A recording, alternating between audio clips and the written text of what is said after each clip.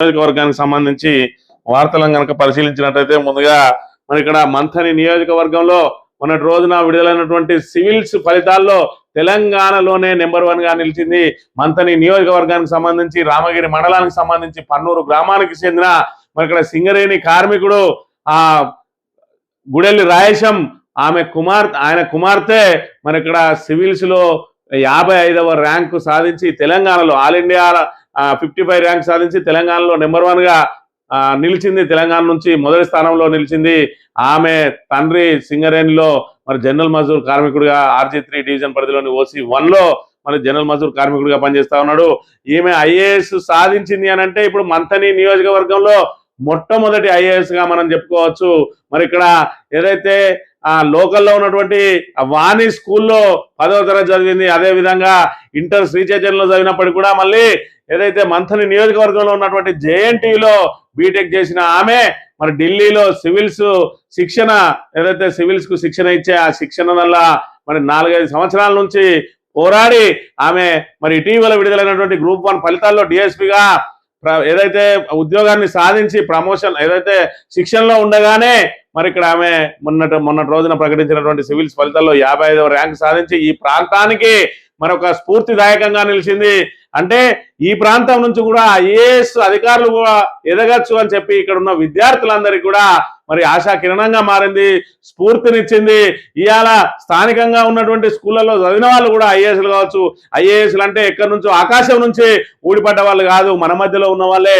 మనకు చదువు మీద శ్రద్ధ, మనం ఖచ్చితంగా దాన్ని సాధించాలనే తపన ఉన్నట్టే IASను సాధించడం పెద్ద మరి ఇక్కడ అదే కష్టమేమి కాదు అని చెప్పి నిరూపించింది. మరి ఇక్కడ నమస్తే తెలంగాణ జిందగీ పేపర్లో ఆమె గురించిన కథనం ఈరోజు వచ్చింది. నాన్న కష్టమే నాకు స్ఫూర్తి అంటున్నది. మరి ఇక్కడ సింగరేణి ఆనిముత్యం సివిల్స్ సాధించింది. రామగుండంలో జనరల్ మజూర్గా పనిచేస్తున్న కార్మికుని బిడ్డ 5 ఏళ్లు కష్టపడి అనుకున్న సాధించింది. నా లక్ష్యమే తన లక్ష్యంగా చేసుకుని నాన్న నా వెన్నంటి ఉన్నాడు. నా చదువు కోసం బొగ్గుబాయిలో రెక్కలు ముక్కులు చేసుకునే నాన్నలాగే నేను కష్టపడ్డాను అంటున్నది సివిల్స్ విజేత గుడెల్లి సృజన. మరి ఇక్కడ ఈమె స్థానికంగా ఉన్నటువంటి వాణి సెకండరీ స్కూల్లో 10వ తరగతి వరకు విద్యను అభ్యసించింది. అంటే ఈ రూరల్లో ఉండి కూడా ఈ రూరల్ స్కూళ్ళల్లో చదివి కూడా ఖచ్చితంగా మనం IASలు కావచ్చు, మీరు ప్రభుత్వ ఉద్యోగాలకు మరి ఇక్కడ ప్రయత్నం చేయడానికి జంకుతున్న వేళ ఇవాళ DSP ఉద్యోగాన్ని సాధించి శిక్షణలో ఉండగానే అప్పటికే సివిల్స్ పరీక్షలు రాసినటువంటి మరి ఇక్కడ ఈ సృజన ఈ రోజున మరి ఇక్కడ IAS సాధించింది. 55వ ర్యాంకు తెలంగాణలోనే నెంబర్ 1 గా నిలిచింది. ఒక పల్లెటూరులో పుట్టిన బిడ్డ ఇవాళ తెలంగాణలో నెంబర్ 1 గా నిలిచింది అని అంటే మంథని ప్రాంత సంబంధించి మరి ఉమ్మడి కరీంనగర్ జిల్లాకు కూడా స్ఫూర్తిగా నిలిచింది.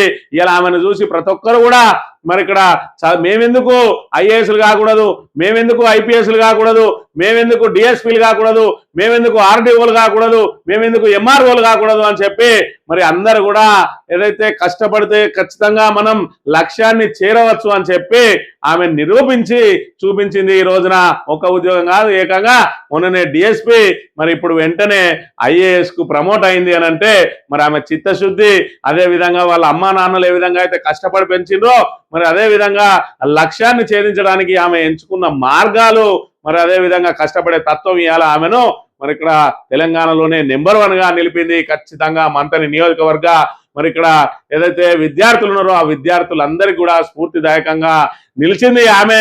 ఆమె జీవితాన్ని ఆమె సాధించిన విజయాలనే మరి ఇక్కడ పాఠంగా నేర్చుకొని అందరూ కూడా ఖచ్చితంగా మరి ఏదైతే కాన్ఫిడెన్స్ తోటి లక్ష్యాన్ని ఛేదించడానికి ముందుకు సాగడానికి మరి ఈమె రోల్ మోడల్ గా నిలిచిందని చెప్పి చెప్పక తప్పదు.